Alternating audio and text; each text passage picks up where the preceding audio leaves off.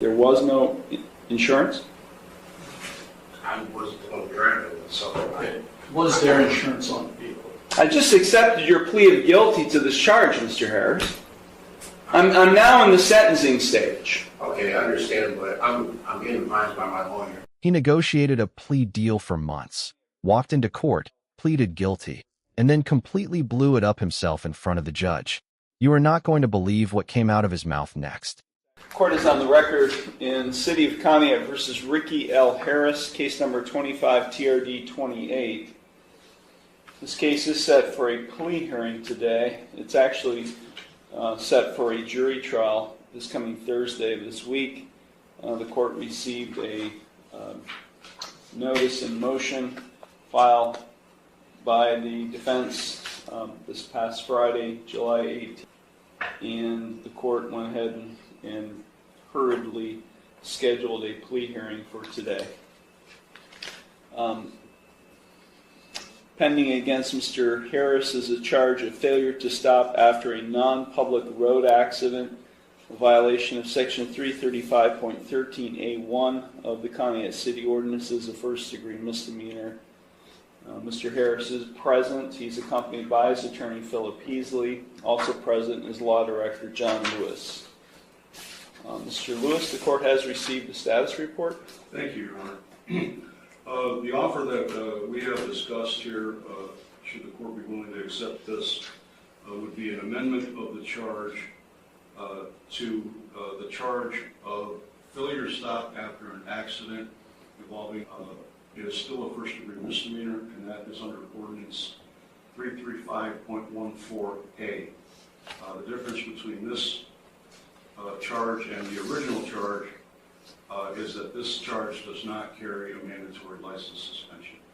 I discussed this amendment with Destiny Kreider.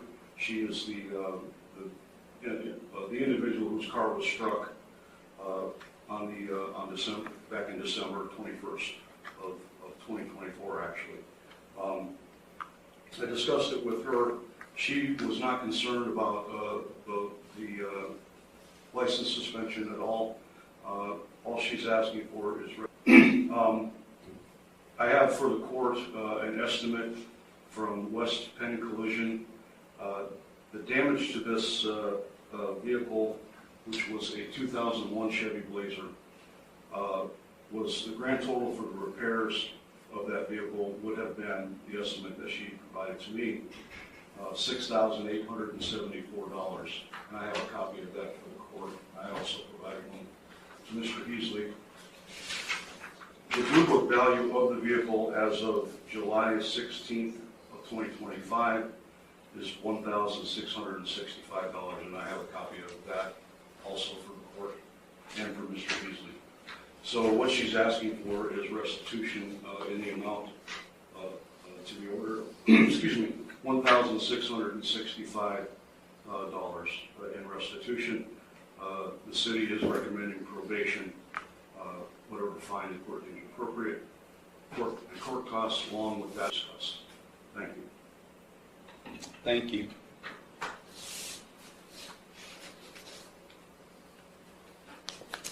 And the victim's name again is? Destiny Kreider. Ms. Kreider, I'm sorry, you're not listed here in the original charge. Ms. Kreider, thank you for being here today. Did you understand everything that Mr. Lewis just outlined in the terms of a proposed resolution? Yes, sir. And are you in favor of that proposal? Yes, sir. Thank you very much. Mr. Heasley? Thank you, Your Honor. We would express our appreciation on the record to counsel who is not present, Attorney Brianna Allen, and myself for the court accommodating this plea hearing, hopefully to avoid jury trials scheduled for later this week. We have discussed at length with our client, Mr. Harris, the offer. He very much wishes to resolve this matter, Your Honor, along the lines of the stated plea offer, although he is aware that this court does not have to follow. The main difference being, as Mr. Lewis, I think, indicated, the difference is between a mandatory license suspension under the original statute, or in this case, Conneaut Ordinance and the amended one, which involves an accident involving property rather than something other than that. We have communicated the offer. I've communicated the offer to Mr. Harris. He's aware of his rights regarding trial, which hopefully will not be necessary, and we are prepared to proceed, Your Honor. Thank you very much with the plea. Normally, I don't allow pleas to, this late in the game. We've had 1, 2, 3, 4, I think 4, maybe 5 pretrials or status conference. Because the level or degree has not changed, and essentially not much has changed in the way of the plea other than what was outlined by the counsel, I will allow this plea to go forward. Thank you. Mr. Harris, it's my understanding today you wish to plead guilty to an amended charge of failure to stop after an accident involving property of others, a first-degree misdemeanor, a violation of Section 335.14a of the Conneaut City Ordinances. Is that what you wish to do today? Yes. Okay, I'm going to provide to you, Mr. Heasley, a written waiver of your trial rights and right to a jury trial and acknowledgement of effective plea. If you find that document acceptable, you can sign and date it. It does find that defendants, as I indicated, I will allow the amendment to go forward. I do find the defendant's plea of guilty to the amended charge to be knowing, voluntary, and intelligent. The court will accept the guilty plea to the amended charge, and I will therefore find him guilty of the amended offense. We will now proceed to sentencing. Mr. Heasley, is there anything you or your client would like to say at this time before I impose sentence? Thank you, Your Honor.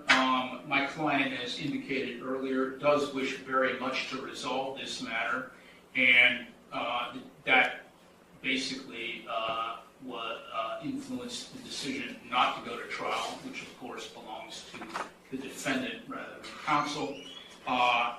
We're aware that there is restitution to be made in this matter, and hopefully that will not be a problem. And he's aware of the possible sanctions that come along with this offense. We would hope that the court not suspend his driving privileges if possible, he's aware the court does not have to go along with the agreement, although we would hope that the court would. And once again, we appreciate the opportunity to plead to the lateral offense, same degree, that was afforded us in this hearing. This incident happened last December, Your Honor. Mr. Harris has not reoffended in any way, and he is not likely to do so at any time in the future. Thank you very much. That's all. Thank you. Mr. Harris, is there anything you would like to say at this time before I impose sentence? I'm not sure I'm allowed to say it, so I just hope that I keep on saying it. That's all? Yeah. Okay. Okay. Mr. Lewis? Thank you, Your Honor. Just a real brief recitation. Back on December 21st, Ms. Kreider's vehicle was parked in front of her residence in the street. It was struck by another vehicle. Officers investigated the matter, determined that the vehicle belonged to Mr. Harris, and at that point in time, they found pieces of the vehicle that were there, including a piece of a Cadillac grill ornament, and they matched it to the front of Mr. Harris's vehicle, and it fit. A piece of the Cadillac grill ornament fit perfectly, so that's how it was determined that Mr. Harris's vehicle was involved in the accident. Other than that, Your Honor, like I said earlier, all Ms. Kreider is really concerned with would be the restitution amount that we discussed previously of $1,665. She currently she's been without a vehicle, I believe, since this accident happened. Is that correct? She's been without a vehicle this whole time. Thank you, Your Honor. Thank you. Ms. Kreider, is there anything you would like to say at this time before I impose sentence? No? So I think if there's a restitution component being included in, it seems, because this was not a citation that was issued, this was a complaint filed with the law director, so I can't tell from the paperwork filed with the court whether he had insurance or not, but I'm assuming since restitution is a component of the sentence that there was no insurance? I was the one driving it, so Was there insurance on the vehicle? I don't know. I didn't do it, so I don't know. I didn't have the car in my possession. Help me understand this. What does he mean by he didn't do it? I'm sorry. We were prepared, Your Honor, although he does wish to resolve this matter, according to the offer which was just recently extended to us, with trial on this matter. But he has waived his rights to... I understand. Just tell me what happened. I understand. Just tell me what happened. I'd like to know what he's claiming happened. Another individual, Your Honor, was operating the vehicle at the time of the accident, not Mr. Harris. But he does wish to resolve the matter in lieu of trial. I just accepted your plea of guilty to this charge, Mr. Harris. I'm now in the sentencing stage. Okay, I understand, but I'm getting advised by my lawyer, so I'm not. That's what I said. I don't know what I'm allowed to say and not allowed to say. I'm trying to be respectful. The judge wanted to know regarding insurance on the vehicle, Cadillac Escalade. I get that. I didn't have insurance on that vehicle. Whose vehicle was it? Okay, so the vehicle was in my name that I used. I let my brother have that vehicle because I'm trying to help him out. It's your vehicle. It was in my name. It was his vehicle. He purchased it. He bought it. Was the title transferred? No, he did not transfer the title. You can talk to your attorney. I'm trying to pull teeth here about what happened. I mean, I'm sentencing you, and I don't have all the information. Okay? Was he in the car?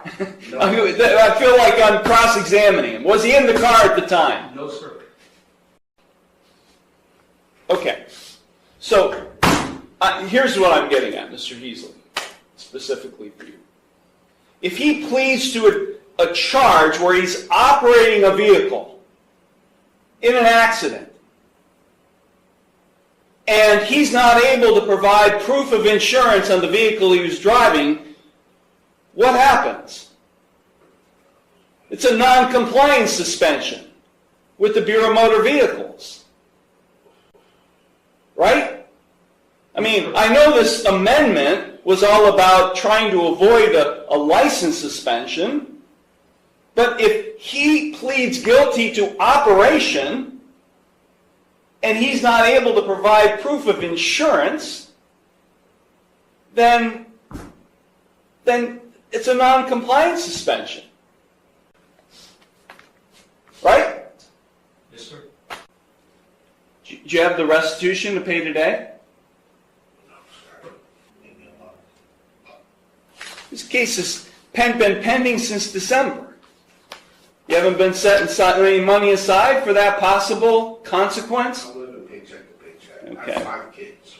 I'm sorry, Mr. Harris, I'm but asking- take a look behind you. I didn't do it You just pled guilty to it. because I'm being advised by my attorney. I asked last time I was here. I asked if I could talk. No one's letting me talk. Well, we've got an appeal issue right now. We got an ineffective assistance of counsel claim right now. And I'm not going to allow this thing to go up on appeal, and you guys spend all kinds of time dealing with an appeal. I'm going to leave. And you guys are going to talk about this, and then we're going to resolve it, because I'm not sentencing right now. Because I'm not going to allow you to waste your time having to deal with an appeal on an ineffective assistance of counsel claim. This case is going to a jury trial. I'm vacating the conviction. This case is going to a jury trial on Thursday. You want your trial? You got it, Mr. Harris. This case is being vacated. I'm sorry, Ms. Kreider. This case is going forward to a jury trial. I'm vacating the conviction, and we are not proceeding the sentence. So here is exactly how this ended. Ricky Harris walked into court, pleaded guilty to an amended charge of failure to stop after an accident involving property, and the judge accepted the plea. But the moment sentencing began and the judge started asking basic questions, the entire story started falling apart. No insurance, a vehicle he claimed belonged to his brother, and a bombshell admission that he was not even driving the car at the time of the accident. The judge, realizing that an ineffective assistance of counsel claim was brewing right in front of him, made the bold decision to vacate the conviction entirely and send the case straight to jury trial on Thursday, leaving the victim, Destiny Kreider, without a resolution and without a vehicle she had been missing since December. Why did this happen? Because Ricky Harris and his legal team walked into that courtroom unprepared for the simplest follow-up questions a judge could ask. The moment the judge started pulling threads, the whole story unraveled. A plea deal is only as strong as the honesty behind it, and when the facts stop adding up, judges stop playing along. The lesson here is powerful and simple.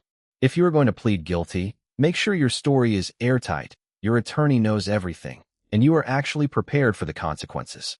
Trying to have it both ways, pleading guilty while quietly suggesting someone else did it, is one of the fastest ways to lose a deal you worked months to get. Now we want to hear from you. Do you think the judge made the right call vacating that conviction and sending it to trial? Or did Ricky Harris just destroy his own best chance at a lighter sentence? Drop your thoughts in the comments below. And where are you watching this from? Let us know your city and country. We love seeing how wide this community reaches. If you found this breakdown worth your time, smash that like button right now. It helps more people find this content. Subscribe if you are new to the channel and ring that notification bell so you never miss a case drop. We upload real courtroom breakdowns regularly, and trust me, the cases keep getting wilder. Until next time, stay sharp, stay informed, and we will see you in the next one.